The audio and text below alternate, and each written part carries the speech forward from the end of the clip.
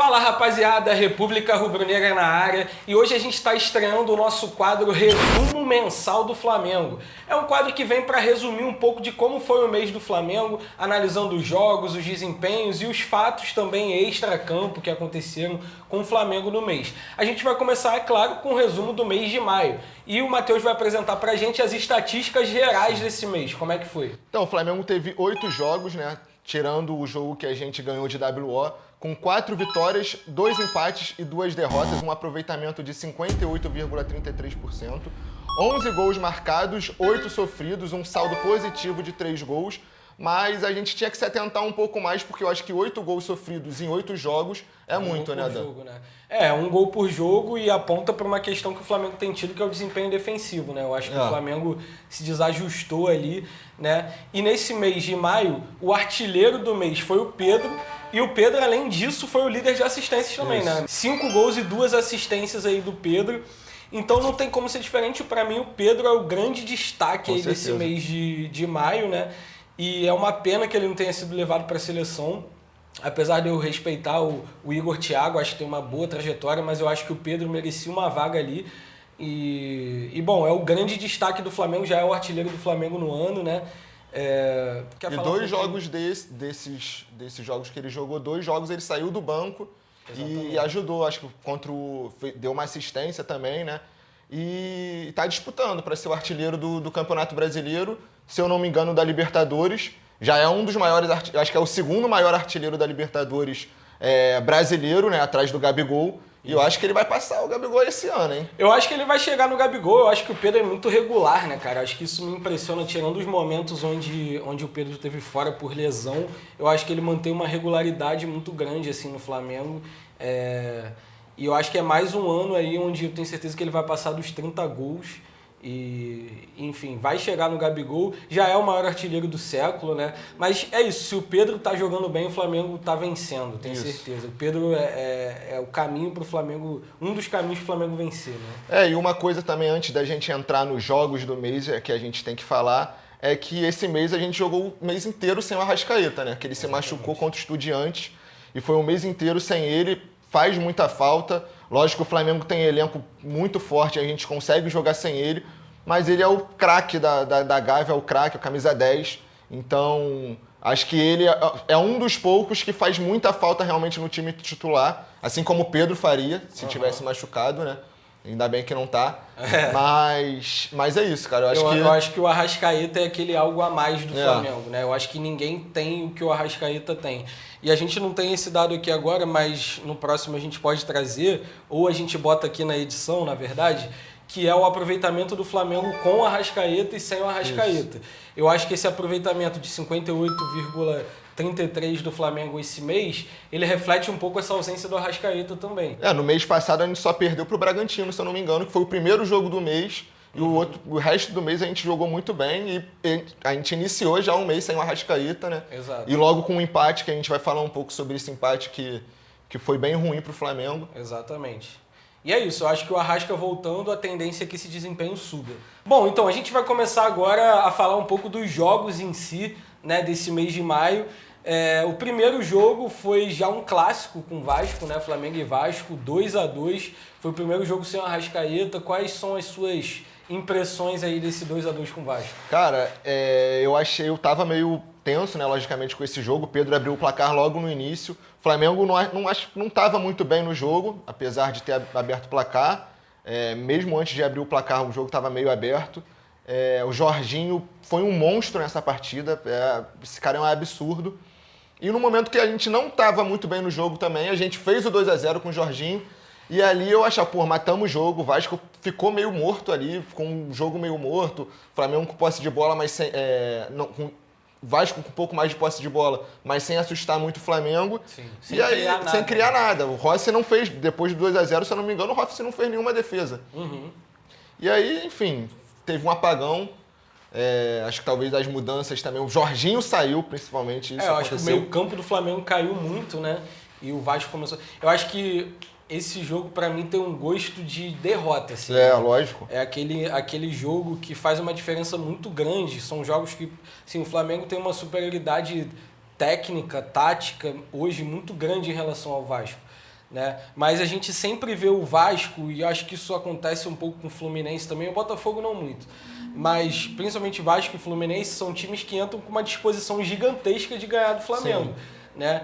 E isso eu acho que tem que ser compreendido pelo Flamengo. Apesar da gente ter uma superioridade técnica, apesar da gente ter uma superioridade tática, a gente tem que ter muita vontade de ganhar. Tem que tratar como um clássico. Exatamente. Que é o que é, né? Exatamente, porque do outro lado os caras vão vir com sangue nos olhos.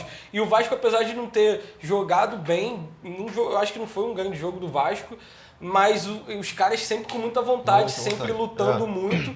E aí o Flamengo parece que o Jorginho, eu acho que é esse cara no meio-campo do Flamengo que mantém a energia, né? Ele é quase que um pulmão ali do meio-campo e ao mesmo tempo não só um pulmão físico, mas um pulmão tático e técnico também do meio-campo. De liderança. Muito grande. Pra mim, eu já acho que o Jorginho tinha que ser capitão do Flamengo já. Também assim. eu concordo. E aí eu acho que o que me revoltou, assim, eu acho, nesse jogo contra o Vasco, foi isso, o time de repente, com a saída do Jorginho, perdeu um pouco o foco no jogo, perdeu o foco de manter ali, que na verdade um jogo que estava na mão já. Estava controlado. Depois do 2-0 o jogo estava controlado, completamente controlado. A gente começou, agora que eu lembrei também, o Plata jogou bem essa partida. O Plata começou a correr muito, criou. O Léo Jardim fez boas defesas depois do 2-0. E parecia que o jogo já estava ganho.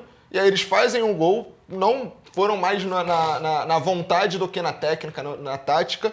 E, porra, empataram o jogo que foi totalmente 2 pontos perdidos, cara. E aí a torcida dos caras canta, e aí vira um caldeirão ali, e aí os jogadores do Flamengo numa rotação abaixo, né? Então eu acho que é o tipo de jogo que serve de alerta para o Flamengo. O Flamengo tem que levar muito a sério os jogos com adversários que são inferiores tecnicamente e taticamente, especialmente quando se trata de clássico. Não dá para empatar um jogo contra o Vasco dessa forma, né? Mas vamos seguindo, né? E o jogo seguinte foi o WO, que a gente viajou, e aí a gente, enfim, demorou até demais a dar esses pontos pro Flamengo. Não fez diferença, né? Porque a gente conseguiu passar tranquilo em primeiro. Mas não tem muito o que falar desse jogo. Eu acho que o ponto que vale ressaltar desse jogo é não o jogo em si, né? Mas a Conmebol. Né? Como a Conmebol demora a tomar decisões. E eu não sei se é assim com todos os times da América do Sul, mas com os brasileiros é sempre isso, né? Um absurdo que a gente ficou, sei lá, acho que mais de uma semana. Falaram que ia ser em 48 horas a resposta, foi isso, depois de uma semana. E outra coisa também foi que, sobre esse jogo, né? Foi que a polícia lá de Medellín falou que era melhor ter o portão fechado e o time do Independente de Medellín garantiu a segurança. Não, tranquilo, a gente vai garantir a segurança, não vai ter nada. Então isso era óbvio que era para dar os 3 pontos pro Flamengo, porque eles não conseguiram dar segurança. O que os caras tanto analisaram não tinham que analisar, ali era 3 pontos. Exatamente. E o quanto é responsabilidade da Conmebol também certificar de que existe conjuntura ali de segurança para ter o jogo. Porque assim, os jogadores do Flamengo foram expostos, e os do Medellín também, mas enfim, aí não é nosso problema. Foram expostos a um risco, né, muito jornalistas, grande. Teve um jornalista da ESPN até, tacaram fogo na mochila de um... A mochila foi queimada, exatamente. Então assim, fica o destaque negativo para a Conmebol, tanto ali no se precaver mais, quanto no pós, né, que ficou aquilo ali. Mas é isso, o Flamengo não precisou, avançamos em primeiro. E no jogo seguinte, né, a gente viajou, acho que foi direto de lá para Porto Alegre contra o Grêmio, e foi uma partida gigantesca do Flamengo. Exatamente. Me arrisco dizer, teve hoje, né, o jogo contra o Curitiba, a gente está gravando no dia do jogo contra o Curitiba, mas essas 2 partidas, sem dúvida, foi a melhor do mês e uma das melhores do Leonardo Jardim, cara. Foi um placar até mentiroso. Foi mentiroso. Né? O Flamengo dominou, Rossi estava só assistindo o jogo, camarote. A partida dos 2 zagueiros foi bizarra. Tiraram todas do atacante, que é um bom atacante, que é o Carlos Vinícius, eu acho. Isso, Carlos Vinícius tem feito bastante gol. Anulou os 2, o Carlos Vinícius tentava correr pro lado do Léo Pereira, não conseguia, tentava correr pro lado do Léo Ortiz, também não conseguia. E saiu, acabou, assim, o jogo estava controlado, a gente estava jogando muito bem, mas não saiu o gol. e saiu de uma jogada de quem a gente não esperava, que é o Emerson Royal. Entrou no lugar, eu acho que do Ayrton Lucas, Varela foi para a lateral esquerda e conseguiu a jogada. Inclusive, fazer um destaque, eu acho que o mês de maio é um mês de crescimento para o Emerson Royal, tá? Eu não acho ainda que o Emerson Royal tá... caraca, é um jogador que a gente já pode confiar, etc. Mas eu vejo um crescimento dele, inclusive, no último jogo do mês, que a gente vai chegar, o jogo contra o Curitiba, eu acho que ele também fez um bom jogo. Então, assim, é aquilo, né? O Flamengo, tudo é muito intenso. Tudo é muito céu e inferno. E quantos jogadores como o próprio Léo Pereira, que hoje está na Copa do Mundo, né? Já foi tirado como lixo, Varela, não serve. Na lateral direita. Varela, lateral direito. Então, assim, eu acho que o Emerson Royal, ele não é esse bagre que a torcida pintou, né? Um jogador que foi para a Europa, jogou em grandes times, tudo bem, não teve grande sucesso, mas foi para lá, chegou a jogar a Copa do Mundo. Então acho que esse mês de maio marca um crescimento aí do Emerson Royal e a gente tem que dar suporte, vamos ter paciência, vamos deixar, né, vamos esticar um pouco mais a corda e vamos vendo. Mas assim, Flamengo e Grêmio foi uma edição de luxo assim do Flamengo do Leonardo Jardim, né? O que me deixa um pouco impactado com a partida seguinte contra o Vitória, porque o Flamengo vinha de uma grande atuação e eu achei que ia ser uma classificação, assim, apesar de botou time misto ali e tal, não sei o quê, mas eu achei que ia ser uma classificação tranquila contra o Vitória e a gente toma um 2-0 do Vitória e é eliminado, né? O time parecia que também começou ali sem querer jogar a partida, principalmente o início do jogo. Depois que a gente tomou um gol, eu achei que a gente melhorou, não é que a gente jogou bem, a gente melhorou. O goleiro dos caras defendeu pra cacete também. Né? A gente criou muito, A gente criou muito, cara. Foram muitas finalizações, não sei se a gente tem 26 chutes, 26 chutes, 26 finalizações, né? O gol não lembro, mas o goleiro fez, eu acho que tem aqui sim. O goleiro fez 7 defesas. E algumas, milagres. Em compensação, o Rossi falhou, né? No segundo gol, especialmente. O primeiro gol foi um chutaço lá do cara, que fez já no Maracanã também, fez um golaço. Mas é isso, cara. Eu acho que no comecinho do jogo, o Flamengo parecia que estava em outra rotação também. O Vitória querendo a classificação, o Flamengo parecia que não queria. E aí foi correr atrás, foi começar a se desesperar. Quando já estava 2-0, também vale um destaque negativo para as mexidas do Leonardo Jardim. Sim, completamente louco, né? Muito louco. Chegou um momento que estava com Cebolinha, Samuel Lino e Bruno Henrique. E os três são acabou o meio campo. Carrascal não estava fazendo uma boa partida. Luiz Araújo estava fazendo uma partida horrorosa, mas são jogadores que preenchem ali o meio-campo. E ele tirou esses 2 jogadores, colocou 3 jogadores que normalmente jogam pela esquerda, botou o Cebolinha pela ponta direita e a gente não conseguiu. Depois disso, depois das alterações, o Flamengo não conseguiu mais fazer nada. Eu acho que essa partida serve de exemplo do que o Leonardo Jardim não deve fazer nunca, que é abrir mão do meio-campo do Flamengo. Né? Eu acho que nenhum time, né? Mas assim, eu não entendi sinceramente o que o Leonardo Jardim pensou. Eu acho que ele só foi por vou botar atacante, vou botar atacante, vou botar atacante. E aí, cara, a gente tinha uma porrada de ponta, que eu acho que é um ponto, inclusive, agora, na parada para a Copa do Mundo, que a diretoria precisa refletir a quantidade de jogadores de pontas que o Flamengo tem e quais deles são efetivos, quais deles de fato rendem, né, fazem sentido estar no Flamengo. E a partir do momento que a gente perde o meio-campo ali contra o Vitória, aí vira loucura, vira corre-corre. Bola na área pra caralho. Bola na área, e a gente estava vendo aquele enredo do Flamengo quando não vai se classificar. É isso, é desespero. Mas isso aponta para a mesma coisa que aconteceu contra o Vasco. Você entrar no campo com uma rotação abaixo, olhando o adversário como achando que vai poder ganhar em qualquer momento. Exatamente, eu acho que é uma coisa que já é crônica do Flamengo. Já é crônica dessa era do Flamengo, né? Eu acho que é bom ressaltar o Jorge Jesus nesse sentido, sem saudosismo, que acho que passou e é outro momento agora, mas o Jesus era um cara que não deixava o time baixar a guarda. Às vezes a gente não entendia o porquê daquilo, o time tá ganhando de 2-0 e o cara tá lá xingando, tá lá esculachando o jogador, mas eu acho que é um antídoto para para não entrar nisso que o Flamengo tem entrado ano após ano, que é perder jogos, empatar jogos, porque o time entra ali num marasmo, num excesso de confiança. E assim, eu acho que nesse jogo contra o Vitória marca o começo do Rossi caindo muito. Foi, é verdade. Né? E o Carrascal também era um prenúncio do que vinha a piorar com o Carrascal na sequência, né?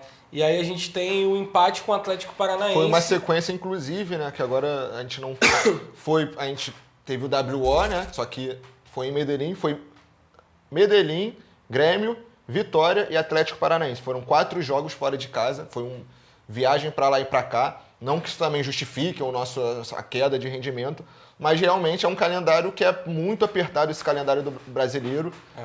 Até por isso, acho que você comentou dos pontas. A gente tem que ter jogadores que vão entrar e vão fazer a diferença quando entrarem no time titular, o que não vem acontecendo com o Luiz Araújo, principalmente, Cebolinha, que eu acho que está com a cabeça já em outro lugar. Enfim, isso é assunto para depois. Mas foi uma sequência pesada também de 4 jogos fora, que fechamos no Atlético Paranaense, né? No empate. E a volta do Paquetá também, que o Paquetá não vinha jogando, estava machucado. A gente estava sem o Arrascaeta e sem o Paquetá. Né? Então a gente estava sem ali os 2 jogadores que podem exercer essa função do meio-campo armador. E eu acho que o Flamengo talvez precise de mais uma peça ali nessa posição. Sim. Né? Porque... O Paquetá pode jogar um pouco mais recuado também, né? Exato, porque assim, eu acho que temos muitos pontas e temos poucos meias. Né? E aí quando o Arrascaeta sai, e aí logo depois sai o Paquetá, eu acho que o Leonardo Jardim teve muita dificuldade ali de tentar substituir o Luiz Araújo numa temporada muito fraca. Muito fraca. E, o De La Cruz, que é sempre aquilo que vai, não vai. Eu acho que isso fez muita diferença. Inclusive nesse jogo, porque uma coisa eu queria falar do De La Cruz, me incomodou muito esse jogo ele não tá. Tudo bem, tem grama sintética, não sei o quê, sim, mas Jorginho e Everton Araújo estavam suspensos nesse jogo. A gente teve que jogar com Léo Ortiz improvisado. A gente tem um volante que é seleção, tá? Vai jogar a Copa do Mundo no elenco. E esse cara não pode jogar porque a grama é sintética. Meu irmão, estoura a porra do joelho dele, sei lá, mas joga. Ou não serve pro Flamengo. O Flamengo paga o salário do cara. Não é um salário baixo. Um salário alto. Veio como uma expectativa alta. Aí vai, não pode jogar em grama sintética. Cara, nem que for 45 minutos ali, depois o Flamengo tenta improvisar alguém, tenta jogar o Léo Ortiz. Mas, não dá, cara. Exatamente. Eu acho que, assim, a grama sintética é uma realidade do futebol brasileiro. A gente tem o Botafogo, a gente tem o Atlético Paranaense, a gente tem o Palmeiras. Chapecoense agora. Chapecoense. E, assim, eu acho uma merda a grama sintética, mas é uma realidade. E se a gente tem um jogador no elenco caro, né, que não rendeu até hoje, que não pode jogar em grama sintética, é um grande problema. Ele não serve nem para ser banco. Né? E eu acho que isso foi complicado. Mas é isso, eu acho que contra o Atlético não foi uma boa partida. E teve um detalhe também, falando um pouco do Paquetá, que voltou, não foi uma boa partida do Paquetá também, mas é incrível a vontade que esse cara tem de jogar no Flamengo.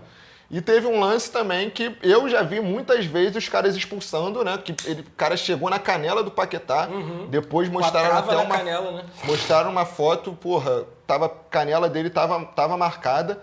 E assim, o VAR não chamou. É sempre complicado. Eu não gosto de ficar reclamando também muito de arbitragem, de achar que tem alguma coisa contra o Flamengo, que tem uma coisa a favor do Palmeiras. Mas me incomoda muito também a falta de personalidade de alguns jogadores, que essa hora era pra fazer realmente um bolinho e não deixar, cara. Porque o cara chegou com a trava na canela do Paquetá. Eu acho que não existe eu não acredito que exista, tipo assim, um favorecimento comprado ao Palmeiras. O Palmeiras compra. Mas eu acho que o Palmeiras faz uma pressão política. Sim. Fora de campo, dentro de campo, todo mundo fazendo o mesmo discurso. Faz a diferença. É Leila Pereira, é Abel Ferreira. E são todos os jogadores que são muito chatos. Então, todos os juízes que são fracos do Brasil, eles já entram em campo pressionados pelo Palmeiras e tendem a favorecer o Palmeiras. No caso do Flamengo, a gente não tem uma representação forte fora do campo nesse sentido. E a gente tem que ter mais. O Boto, o BAP, o próprio Leonardo Jardim tem que ser mais contundentes nessa cobrança. E os próprios jogadores, né? A gente não precisa fazer esse bolinho feio que o Palmeiras faz. Mas o Jorginho é um cara que faz muito isso. Botar uma pressão no juiz, conversar com ele. Olha a canela do cara, Infelizmente isso é necessário no cenário do futebol brasileiro. Infelizmente dá certo o que o Palmeiras faz. Exatamente. O que é muito feio fazer e dá certo. Exatamente. E aí, eu acho que foi isso, né? Esse jogo... Eu acho que foi mais um ponto ganho do que 2 perdidos. No Vasco a gente perdeu 2 pontos. Nesse a gente fez o gol do Pedro lá com uma jogada do Bruno Henrique. Mas ali pro final do jogo, o Atlético Paranaense estava dominando a gente. Inclusive, depois do 1-0, quase fez o gol. O Rossi fez uma defesa, depois o cara acertou na trave. Exato. E assim, jogar contra os caras lá é complicado. É difícil. E o time dele está organizado, tem o Viveiros lá, que é é o artilheiro do Brasileiro. Artilheiro do Brasileiro, é um cara, inclusive, que o Flamengo pode ficar atento aí, porque a gente precisa também de um atacante desse, né, de centroavante, a gente não tem, de explosão, de força, de chute. E eu acho que o Paquetá voltou nesse jogo, e o Paquetá é um jogador especial também que o Flamengo tem. Eu acho que não só é um cara que entra sempre com vontade, com raça, sabe o que é Flamengo, porque é criado no Flamengo, ele sabe o que é, mas o Paquetá ele tem um refino técnico, eu acho que ele ainda está longe do auge, eu acho que ele vai chegar nesse auge ainda no Flamengo, mas, cara, é muito impressionante ver como o Paquetá, ele dá às vezes passes curtos, ele acha um espaço, ele dá uma letra, ele dá um lançamento, ele dá um chute, então foi muito bom ele ter voltado. E aí, depois de Atlético Paranaense e Flamengo, a gente vai para a tragédia do mês, né? Sim. Flamengo 0, Palmeiras 3 no Maracanã. O jogo, né, que eu boto totalmente na conta do Carrascal. Sim, né? Totalmente. Não tem outro culpado, né? Podem culpar o Rossi por ter falhado, realmente falhou. Mas o culpado é o Carrascal. O Flamengo estava jogando muito bem. O Samuel Lino estava jogando muita bola. 20 minutos iniciais ali Tava muito bem, dominando os caras, mas... Cara, depois que ele saiu, algumas mudanças também do Leonardo Jardim que foram questionáveis. Eu entendo ele não ter modificado assim logo após a expulsão, né? Porque eu acho que perder uma substituição no primeiro tempo com um jogador a menos é complicado. Eu acho que ele se arriscou ali em talvez ir para o primeiro tempo no 0-0 e tentar fazer alguma coisa. Mas depois que tomou o gol, ele voltou com a substituição, tirando o Everton Araújo, colocando, não estou lembrando quem ele colocou, mas abriu muito o jogo. Foi o Bruno Henrique? Não lembro. Foi o Bruno Henrique. Abriu completamente o jogo, aí o Flamengo tentou, de alguma forma, empatar. O Samuel Lino e Paquetá correram muito, tá? A gente estava no estádio, né? A gente via como eles estavam exaustos já, porque teve que compensar esse jogador a menos e teve que compensar também a saída do Everton Araújo na recomposição. Isso. Eu acho que, assim, eu na hora não fiquei muito animado, a galera no estádio até ficou assim, porra, é isso aí, tem que ir pra cima, mas eu acho que o torcedor muitas vezes é mais emoção do que razão, né? E eu acho que naquele cenário ali, o Leonardo Jardim foi para um tudo ou nada, né? Foi para porra, vamos pra cima, vamos tentar ganhar. Eu acho o seguinte, o Palmeiras é um time muito mais frágil do que em outros anos, eu acho, tá? Eu acho que o time do Palmeiras não é bem treinado nesse momento. Eu acho que o Abel Ferreira, ele tem um modo de jogar, e esse modo de jogar tá aí há vários anos, mas ele não tá fazendo o Palmeiras conseguir ser efetivo, ser tão produtivo como em outros anos, né? E eu acho que isso se refletiu nos 20 minutos iniciais do jogo, que 11 contra 11 o Flamengo controlou o jogo absolutamente. E a gente estava vendo ali o Palmeiras com aquele ferrolho defensivo que é difícil de passar, mas a gente estava vendo que era questão de tempo o Flamengo fazer 1-0. Né? Eu tava ali, tranquilo, e a atmosfera no Maracanã era muito boa. É importante tava diferente, cara. Tava diferente, a torcida tava cantando muito, tava unida ali. Teve a união das torcidas, que faz muita diferença. A gente, né, sempre deixa o apelo de que as torcidas sentem e tentem se organizar coletivamente para cantar juntas, porque isso vence partidas. Sim. E nesse jogo criou-se ali uma atmosfera muito boa, né? Só que é isso, o Carrascal, eu acho que... Bom, eu vou falar do Jardim primeiro, depois do Carrascal.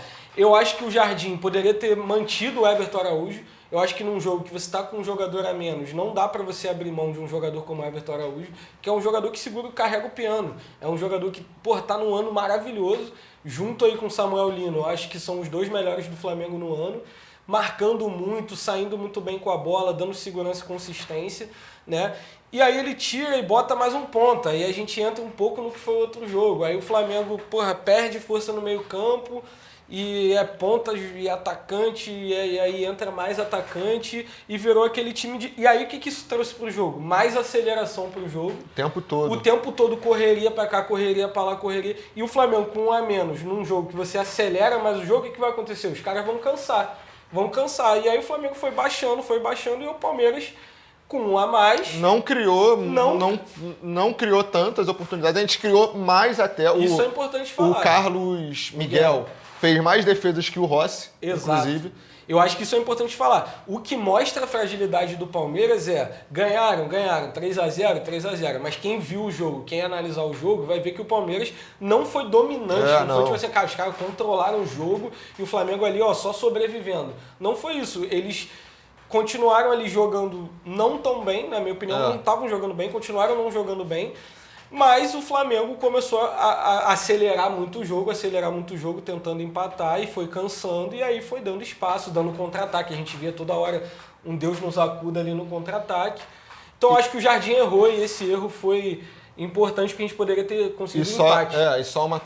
Exatamente isso que eu ia falar. No momento, daqui a pouco você fala do Carrascal, mas no momento que o Carrascal foi expulso, o empate seria lucro. Porque era muito importante não perder para o Palmeiras e ter essa distância que a gente está agora deles, que a gente conseguiu diminuir. A gente não sabe ainda o resultado enquanto a gente está fazendo esse vídeo, né, do jogo de amanhã do Palmeiras e Chapecoense.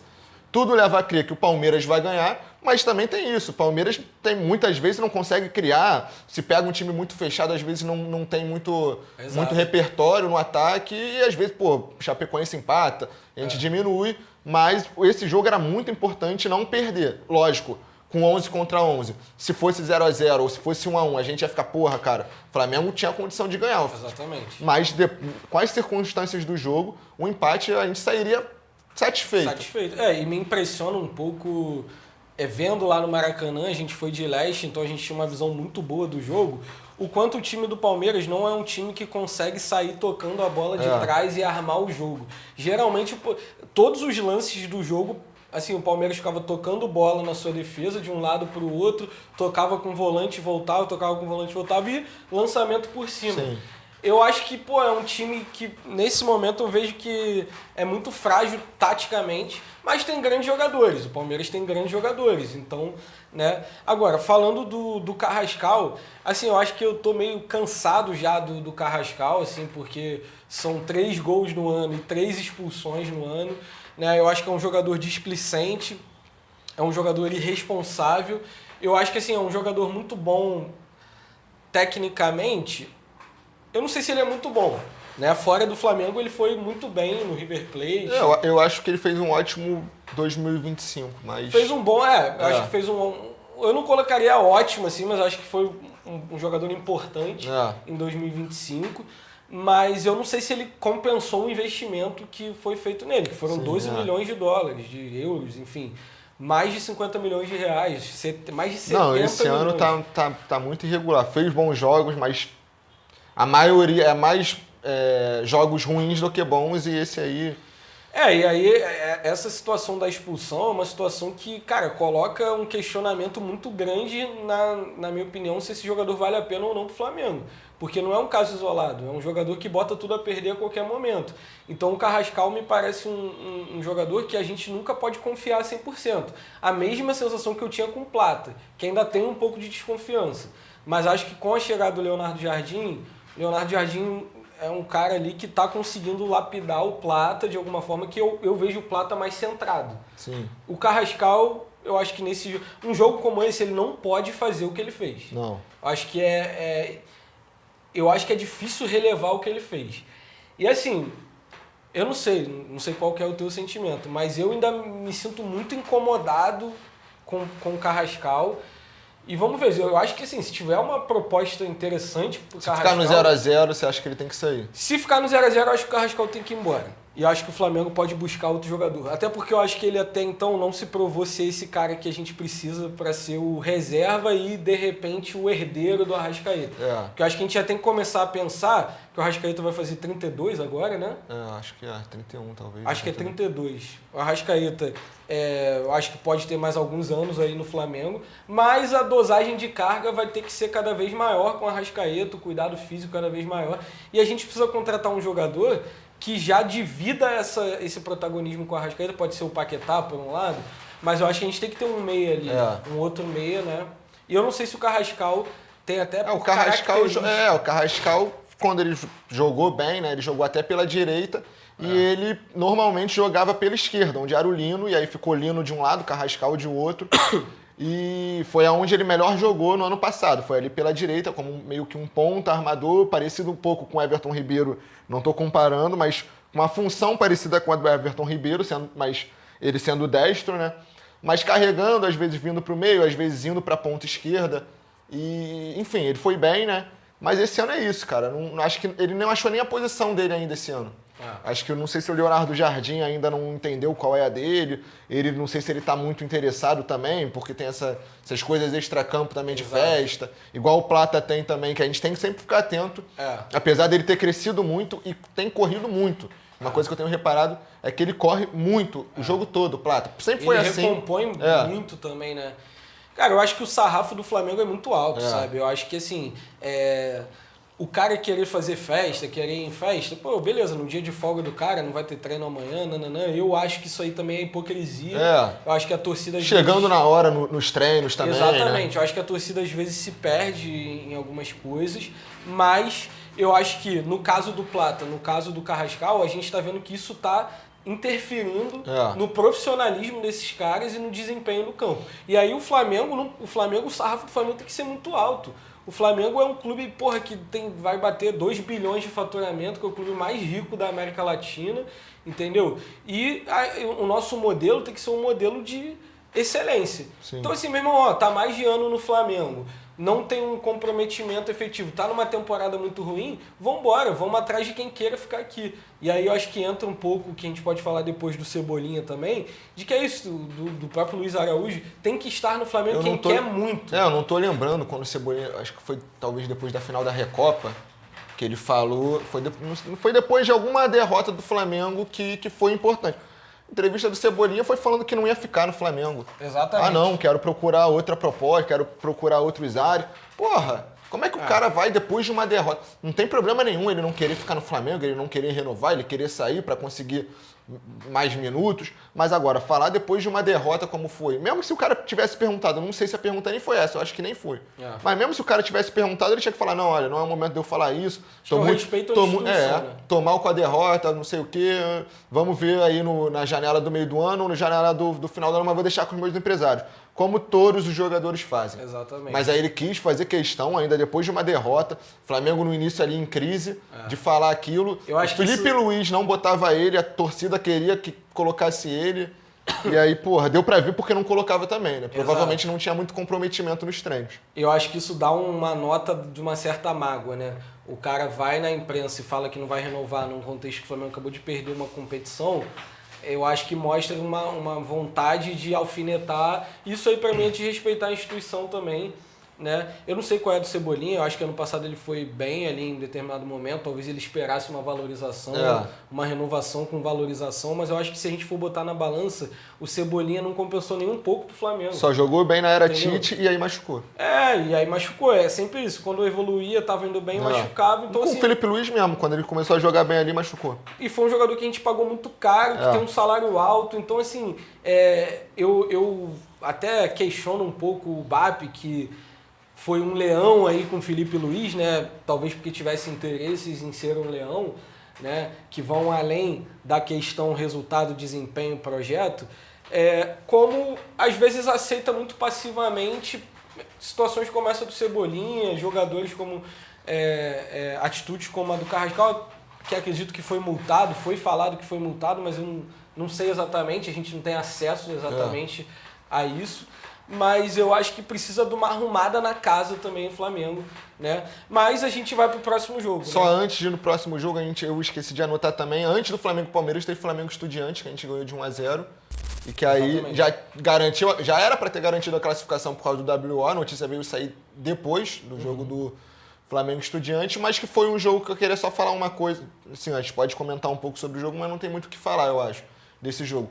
Mas uma coisa que me incomodou muito nesse jogo foi que o Flamengo, aí eu acho que muito por culpa, eu gosto muito do Leonardo Jardim, ótimo técnico, mas eu acho que esse jogo passou muito por culpa dele, foi que o Flamengo parecia que só tinha uma jogada, que era parecendo até com o Abel, que era lançamento nas costas da linha de zaga, que era do quarteto lá, acho que às vezes fazia um quinteto, mas era Bruno Henrique tentando explorar ali e era toda hora. Vinha, acho que era Léo Ortiz, eu acho que era Léo Ortiz e Léo Pereira, mas eram os dois pegando a bola e jogando, pegando a bola e jogando. Os volantes também, pegando a bola e jogando. E aí com as alterações, que eu acho que entrou, acabei não anotando aqui, mas eu acho que entrou o Paquetá e o Pedro.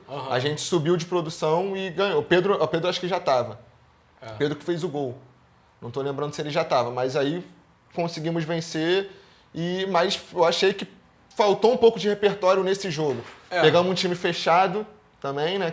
Argentino, que é uma coisa que provavelmente a gente pode pegar de novo aí na Libertadores. Se a gente vier, tem um Rosário Central ali. O Estudiantes foi pro outro lado ou não? O Estudiantes não, foi pro lado de cima ali. Do Palmeiras? Não. Do Flamengo. Foi do Flamengo, a gente pode pegar na semi.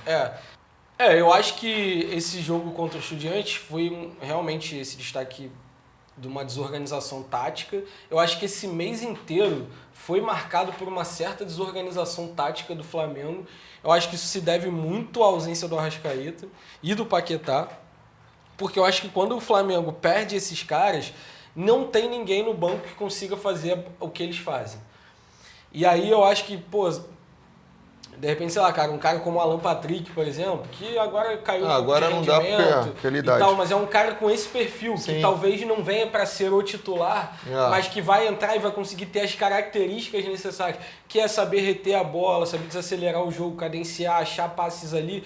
E aí quando o Flamengo bota um jogador como o Carrascal ou como o Luiz Araújo para tentar fazer essa posição, os jogadores parece que realmente não é a função deles. E eles tentam acelerar o jogo o tempo inteiro. E aí o que acontece? Como aconteceu no Estudiantes.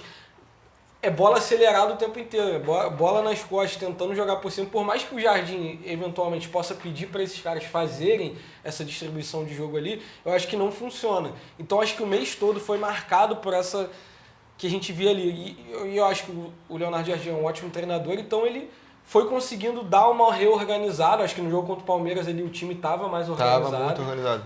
Tava funcionando, né? Mas eu acho que contra o Estudiantes foi um jogo meio sofrível, assim, em alguns aspectos. Mas a gente conseguiu vencer e tinha que vencer e ganhar. Pedro achando aquele gol ali, né? Com falha do Muslera. Exatamente. A falha do Muslera. E o Pedro também, caraca, que oportunismo absurdo do Pedro, né? Eu acho que foi um golaço, porque... Sem ângulo, né? Um gol sem ângulo, que ele acha ali um movimento de corpo, que ele faz um gol assim, totalmente inesperado até, né? Então o Palmeiras a gente já falou, então a gente vai pro 3-0 no Cusco, né? Um jogo ali que o Flamengo jogou essa semana mesmo, e a gente vinha ali da derrota pro Palmeiras, a gente estava no Maracanã, inclusive, né? Que é uma diferença gigante da torcida. Em relação ao jogo do Palmeiras, ao jogo do Cusco. Cada hora uma cantava uma música, enfim, também não estou aqui para ficar falando como as organizadas devem fazer e como não devem fazer, porque eu não faço parte, então eu não me sinto também no direito de falar. A gente não sabe o que acontece. Mas a gente como torcedor, como...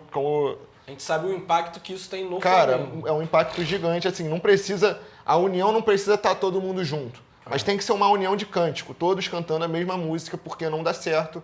Cada uma cantando uma, e aí, enfim, isso reflete também às vezes dentro de campo, quando o time precisa de um tá ligado da torcida, tamo aqui, tamo cantando, não é cobrar não, tamo cantando, tamo aqui por vocês. Exato. Cantando forte. Então acho que deve dar uma animada nos jogadores, acredito eu. Com certeza. E isso faltou muito no Flamengo e Cusco. Só falando um pouco do jogo, o primeiro tempo a gente teve a oportunidade para fazer o gol, não conseguiu fazer. O Saúl, acho que foi o primeiro jogo dele de titular depois da volta da lesão. Ele faltou ritmo a ele, mas dá pra ver que ele encontra passes. É um jogador muito bom taticamente. Né? E tecnicamente também, de encontrar alguns passes que outros jogadores não conseguem encontrar. Exatamente. Eu acho que o primeiro tempo, eu particularmente não gostei do primeiro tempo do Flamengo contra o Cusco. Eu acho que foi aquele time sem repertório, assim, sabe? Eu acho que estava muito mexido também o time, mas de certa forma tinha uma base ali jogando. Era meio que três volantes com o De La Cruz sendo mais avançado, jogando como meia. E aí me mostra que também o De La Cruz, ele, por mais que já tenha feito, etc., eu acho que é muito diferente. Não dá. Não dá pra substituir o Arrascaeta, mas eu acho que é uma questão de característica também, sabe? Tipo assim... O De La Cruz, só rapidinho, o De La Cruz acelera muito o jogo. O tempo todo pegando... Isso pode ser bom, a gente é o tempo todo tentando passes verticais e às vezes passes muito difíceis que a gente perde a posse. A gente tá com a posse ali, tá conseguindo construir um ataque e de repente ele tenta uma enfiada que a gente perde a bola e... Exato, e eu acho que esse é o ponto. Todos os substitutos do Arrascaeta, tirando o Paquetá, que consegue fazer parecido, eles aceleram muito o jogo, de formas diferentes. O De La Cruz acelera sempre com passe afobado. Isso. Já o Luiz Araújo ou o Carrascal, eles querem sempre partir para cima. Correr. Quer finalizar a jogada driblando, correndo e tentando chutar. O Arrascaeta é o cara que segura a bola, que gira, que toca atrás, se movimenta, recebe de novo. Ele vai abrindo o espaço, né, como um maestro ali no meio campo, que o Paquetá consegue fazer também. Então assim, eu acho que foi aquele jogo contra o Cusco, primeiro tempo, cara, a bola circula e o Flamengo não consegue furar um time muito frágil do Cusco. Então eu fiquei meio irritado no final daquele primeiro tempo ali, porque, cara, desculpa, mas contra o Cusco no Maracanã... Não fazer 1-0. Não fazer 1-0 no primeiro tempo é brincadeira, né? E a gente foi sofrendo ali e tal, o segundo tempo melhorou um pouco, acho que o Paquetá entrou, né? O Paquetá e não sei Lino. se o Pedro já... O Lino entrou, os dois entraram muito bem. Paquetá e Lino entraram, acho que mudaram o jogo.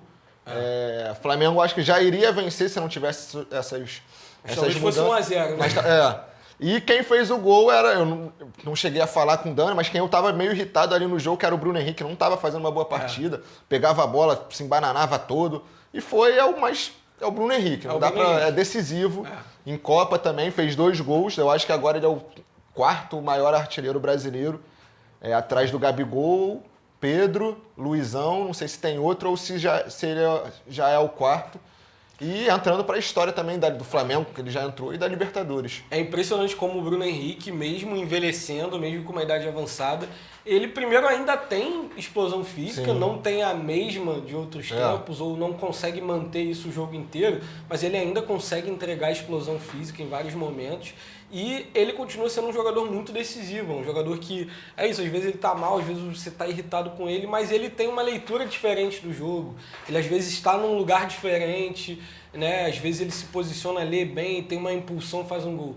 E aí, bom, é isso. Seja no gol ou na assistência também. Esse jogo contra o Atlético Paranaense que estava complicado, ele entrou, fez uma jogada linda e deu o passe pro Pedro fazer o gol. E é isso, um jogador que está sabendo envelhecer no Flamengo, né? Se reinventando, criando novos caminhos. É isso que a gente espera do Arrascaeta também, né? Que continue ali talvez cada vez mais avançado também, com menos comprometimento defensivo, mas... É isso, são jogadores históricos e que estão conseguindo evoluir com o tempo, mudar. E que por mais de uma vez já falaram que querem se aposentar no Flamengo. Exatamente. Isso é muito grande, Tem cara. muito amor e respeito pela instituição, né? Isso é muito grande. Isso diferencia os que são gigantescos ídolos dos que não são. Mas é isso, 3-0, fez o que tinha que fazer, garantiu o primeiro lugar do geral. Eu acho que isso é uma conquista histórica até para o Flamengo, porque a gente sempre passa perrengue na Libertadores, sempre classifica aos trancos e barrancos. Ano passado foi um ai Jesus, né? E esse ano a gente fez história, passou em primeiro geral, vamos decidir todos os jogos em casa. Isso é muito foda. Muito, muito. Porque a gente vai poder estar... Faz muita diferença também. E República Rubro-Negra vai estar lá no Maracanã em todos os jogos, né? Caso a gente vá passando, claro, né? E eu tenho esperança de que... Eu tenho otimismo, acho que o Flamengo é favorito para chegar em mais uma final. E aí a gente chega... E só para eu trazer esse dado, né, do Bruno Henrique como o 4º maior artilheiro brasileiro, o primeiro é o Gabriel Barbosa, né? Gabigol com 31 gols.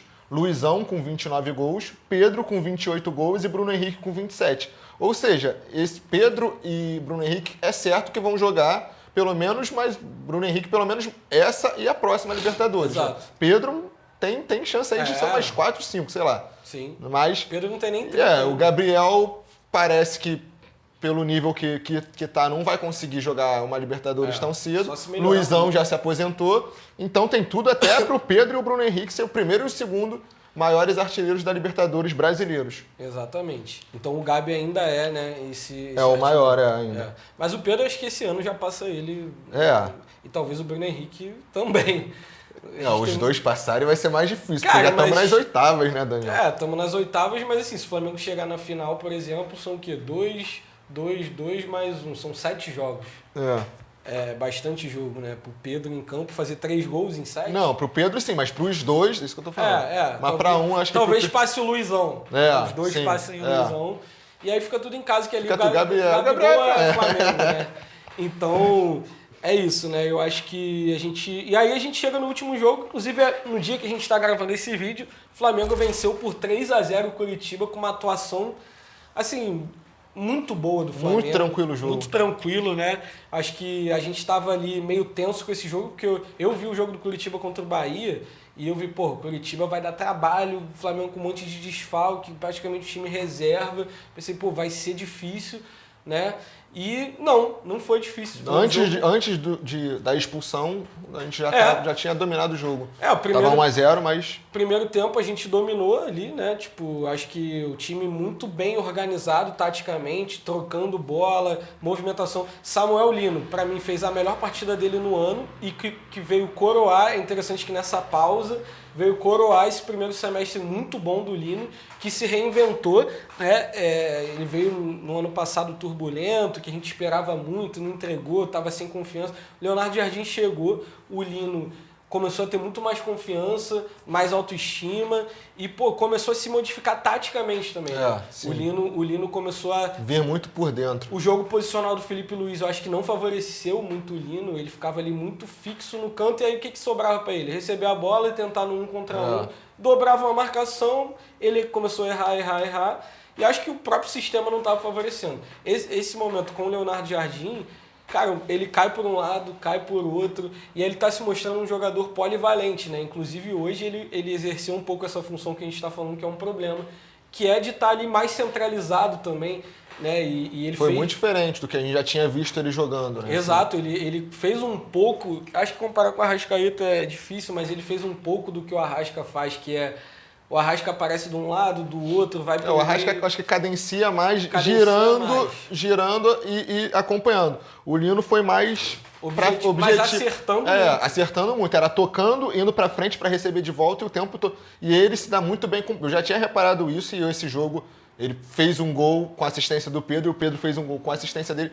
Eles dois se dão muito bem, cara, dentro de campo. Assim, eles conseguem encontrar esse 1-2, né, que eu acho que é muito importante no futebol, essa tabela, principalmente quando dá certo perto da área, eles conseguem muito bem. O Plata também se dá bem ali com o Pedro, mas o Lino e o Pedro conseguem um com o outro ter esse 1-2 ali perto da área. Lembra um pouco o Gabigol e Bruno Henrique lá atrás, né? Porque é isso, o Gabigol, talvez o Gabigol fosse um pouco mais intenso do que o Pedro, mas talvez mas não tinha mais esse pivô, rápido, talvez, né? Mas ele não tinha um pivô. Mas o Pedro esse ano também, ele tá muito mais intenso do que a gente já viu o Pedro no Flamengo. Né? Principalmente com a chegada do Leonardo Jardim. Acho que deu confiança para ele, que deve ter falado, olha só, você é o meu titular. Exato. E é o maior, provavelmente o maior erro do Felipe Luiz não confiar no Pedro, cara. Exatamente. Acho que o Felipe Luiz, isso foi um calcanhar de Aquiles dele ali, né? Mas aí o BH era esse cara mais veloz, também tinha uma Arrascaeta ali, trocando de posição, mas assim, vamos dizer, o BH como um segundo atacante ali e o Gabigol mais centralizado e tal. Então, é isso, Samuel Lino hoje, 2 gols e 1 assistência, né? Sim. Então, é isso, uma partida muito boa do Flamengo para encerrar aí essa primeira fase do ano, né? E a gente encurtou a distância para o Palmeiras. Vamos colocar aqui no vídeo como ficou a distância para o Palmeiras, porque a gente está gravando isso aqui antes do Palmeiras jogar. Então, você já vai ter aqui embaixo se o Flamengo reduziu a distância para 4 pontos, né? Ou se ainda está em 7. Com um jogo a menos. Com um jogo a menos, né? E eu queria falar rapidinho, só antes de falar de outro assunto, primeiro entrar nesse assunto do sorteio da Libertadores. Sim. Projetando já o duelo contra o Cruzeiro, que eu, assim, olhando o pote 2 estava difícil. Tinha adversário, tinha o Palmeiras, tinha o Cruzeiro, tinha o Rosário Central, que vem fazendo uma boa Libertadores. Eu vi ali 2 jogos deles, eles jogaram muito bem com o Di Maria.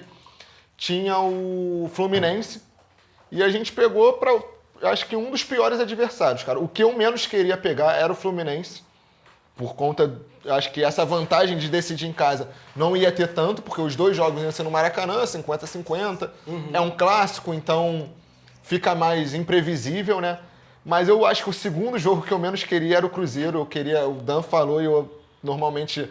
Eles sabem, eu não sou muito fã de encarar o Palmeiras, eu sou meio peidão com o Palmeiras, mas eu queria pegar o Palmeiras também nas oitavas. Também. Eu tava confiante pra gente ganhar deles agora logo, já despachar eles pra casa.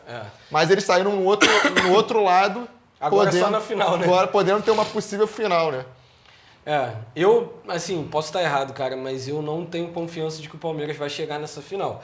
Mas é isso, o Palmeiras, por mais que eu acho que o Palmeiras não está bem, e não é um problema pontual, não é que eu acho que o Palmeiras não está jogando bem nos últimos jogos. Eu acho que o Palmeiras não está bem desde o ano passado, né? Mas esse ano teve uma queda maior e eu acho que é um problema estrutural do Abel ali. Eu acho que o Abel, ele é um treinador que eu não gosto do estilo dele, mas eu acho que foi um estilo que foi produtivo até aqui.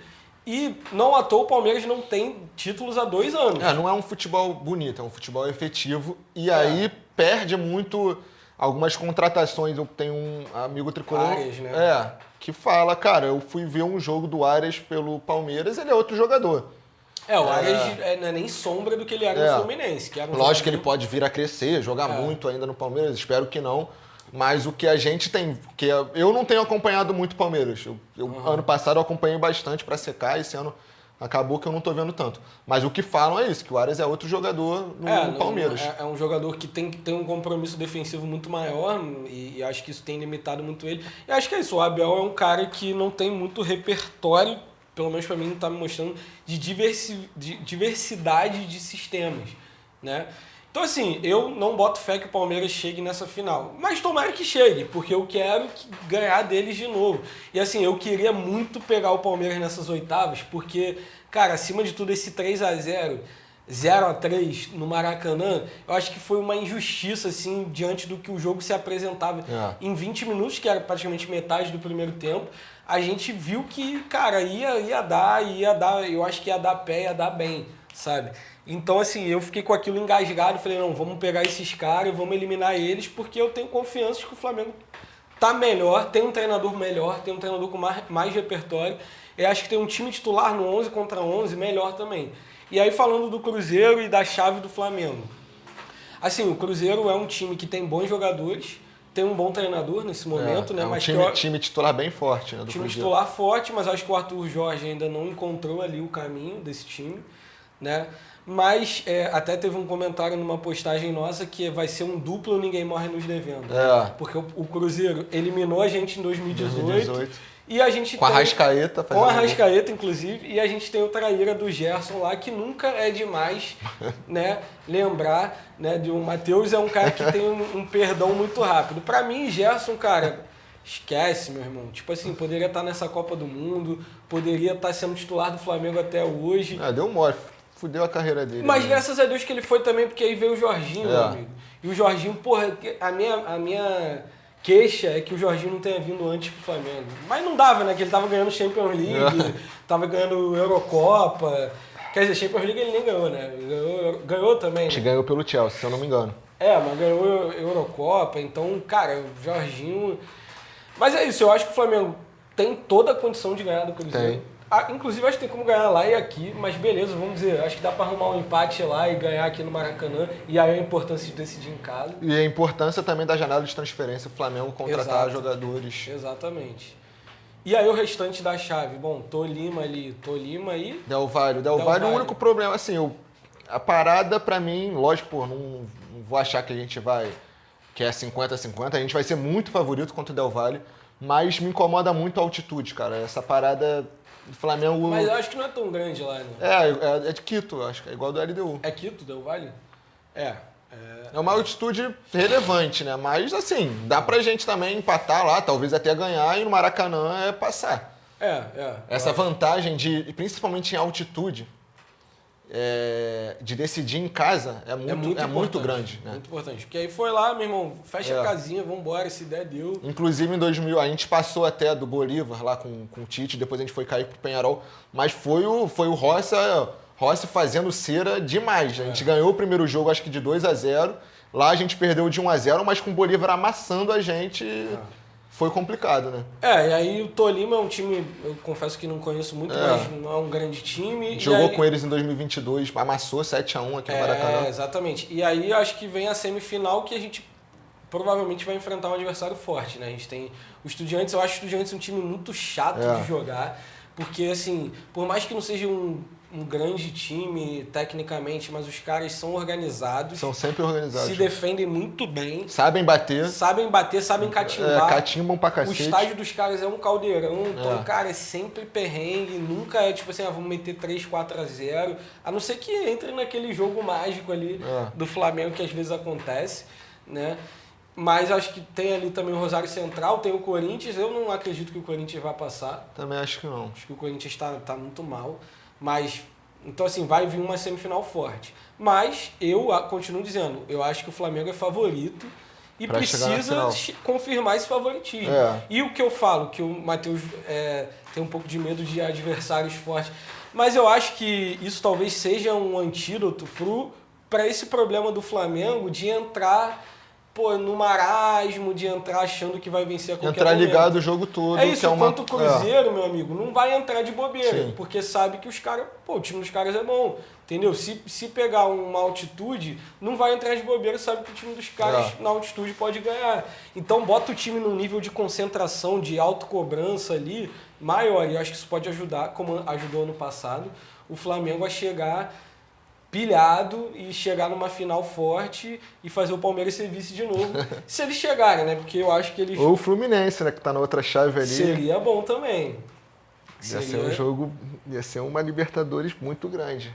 É. Fla-Flu na final da Libertadores. Caralho, imagina. Isso me preocupa um pouco, né? Porque assim, cara, o Flamengo e o Fluminense é sempre um jogo muito complicado. Eu acho que é mais fácil de ganhar do Palmeiras do que do Fluminense. Também acho. Aí é só você olhar o retrospecto aí. Seria um adversário pra mim mais tranquilo também.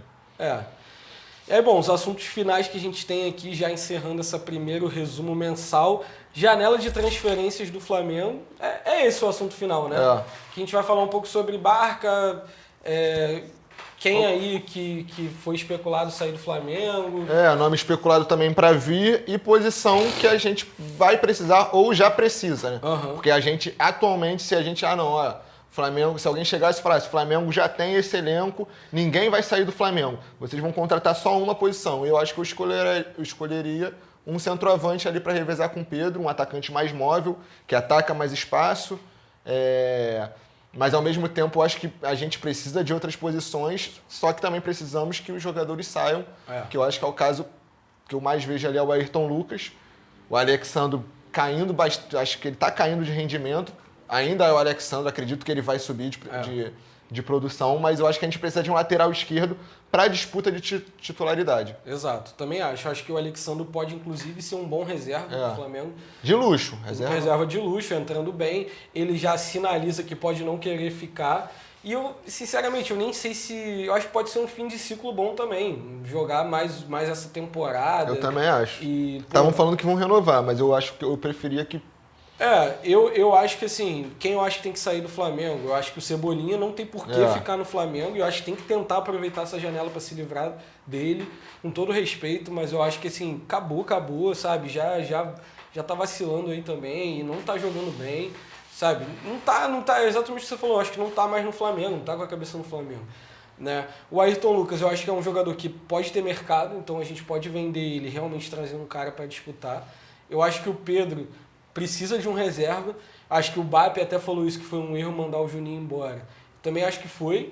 E aí que eu acho que o Flamengo precisa ter mais, sabe, a diretoria do Flamengo precisa ter mais casca, sabe? Precisa, meu irmão, convicção no que mais faz. Convicção, blindar mais os caras, entendeu? Pô, a torcida do Flamengo é isso. Você pode trazer o Paquetá tava aí. Cara, o Paquetá... O começo a torcida já tava questionando, a torcida vai em cima mesmo, não tem jeito. Agora, o Juninho mostrou que ele tá lá, ele fez alguns bons jogos no Flamengo, mas teve muito pouca chance, quase não jogou. Mas eu acho que a gente pode mirar um jogador grande aí. Eu vejo esse Viveiros aí como uma possibilidade interessante, mas acho uma contratação muito difícil. Acho que o Atlético Paranaense não ia querer, né? Mas eu acho que assim, eu sinto que se a gente conseguisse vender o Carrascal, daria para trazer um reserva pensando em herdar a posição futuramente do Arrascaeta, sabe? Mas eu, sinceramente, não tô tão animado para que o Flamengo faça uma grande revolução nessa janela. Vamos ver. Eu acho que alguns nomes, para fazer uma revolução, alguns nomes têm que sair e eu não sei como é que vai ser. Né? Eu acho que o Ayrton Lucas, pelo que falam, tá meio que encaminhado a gente realmente mirar um lateral esquerdo. E além do lateral esquerdo é um atacante e é um ponta mais decisivo, com mais números de gols, com mais números de assistências, porque o Lino, apesar de ter feito 2 gols, dado uma assistência, não é um cara que tem números muito grandes de gols, de assistências, mas é um cara que resolve jogos, que tem um contra um muito bom, que tem jogado muito bem, que pode jogar por dentro. E temos o Bruno Henrique ali também. Mas eu acho que a gente precisa desse ponta, um sonho, acho que é o Luiz Henrique, né, do Zenit. O Luiz Henrique seria um cara para chegar para ser titular. Para mudar o patamar do Flamengo. Eu acho que, inclusive, é essa peça que está faltando. Além do lateral esquerdo, acho que uma peça ali na ponta direita, né, como titular. Que resolve. Que eu acho que é o cara ali, tem o Plata, que está subindo de produção, mas eu acho que não é esse cara. Eu acho que se a gente conseguisse essa contratação também, o patamar do Flamengo ia ficar ainda maior. Mas eu também acho que não vai ter uma revolução vai contratar 6 jogadores e mandar alguns embora. Mas eu acho que o Flamengo tem que mirar contratações como essa, do Luiz Henrique. Eu acho que o Plata, ele é um ótimo... Pelo menos 2, né? E aí tentam arriscar em uma ou outra. Exato. O Plata, ele é um ótimo jogador, mas eu acho que ele não tá no patamar do que foi o Everton Ribeiro, por exemplo, no Flamengo. Eu acho que nesse momento, olhando para a ponta direita do Flamengo, eu não vejo nenhum jogador que eu fale assim, cara, esse cara vai ser o titular. É o titular e, porra, meu irmão, assumiu, tá jogando muito. Eu acho que o Plata... Ele é um jogador muito bom, mas eu confesso que acho que até seria um bom jogador para compor o elenco do Flamengo também. Porque ele joga em várias posições também. Ele joga em várias posições e ele vai estar ali um 12º jogador. Luiz Araújo, sinceramente, não sei. Eu acho que se tiver uma oportunidade de vender, também acho que o ciclo dele está perto do fim no Flamengo. Né? Grato por tudo, mas pode ir. Vai lá, cara. E o Carrascal... Por tudo que já foi falado, eu acho que se tiver uma oportunidade de vender, acho que o Flamengo precisava desse cara para chegar e mudar o patamar do time, né? Mas vamos ver aí, vamos acompanhar, vamos trazendo aí as atualizações disso, né? Acho que talvez um volante também, se saiu o De La Cruz, né? Não sei se vão negociar. Aí saíram, acho que o De La Cruz pode ser uma boa saída. O Alacian também, eu acho que, cara, se tiver uma proposta, tentar vender, entendeu? E talvez eu não venderia o Everton Araújo nesse momento, acho que... só por uma boa proposta da Europa. Né? Mas talvez seja a venda do ano do Flamengo, porque o Flamengo precisa fazer caixa. Sim. E é o único que eu vejo. Mas é isso, no mais, eu não quero fazer mais alguma consideração. Não, tudo certo. Então é isso, rapaziada. Encerramos aqui o resumo do mês de maio e mês que vem não vai ter resumo porque isso que eu ia falar, né? Mês que vem não vamos fazer um resumo porque não vai ter jogo do Flamengo. Exatamente, mas a gente vai vir aí com novos conteúdos também pro YouTube e a partir de agosto, né? Que volta? Volta ao final de julho. Acho que volta final de julho. Volta aí final de julho, né? Então, provavelmente só no final de agosto que a gente vai ter um novo resumo, mas a gente vai trazendo novos conteúdos aqui no YouTube. E é isso, saudações rubro-negras, pra cima deles, Flamengo. Saudações. Valeu!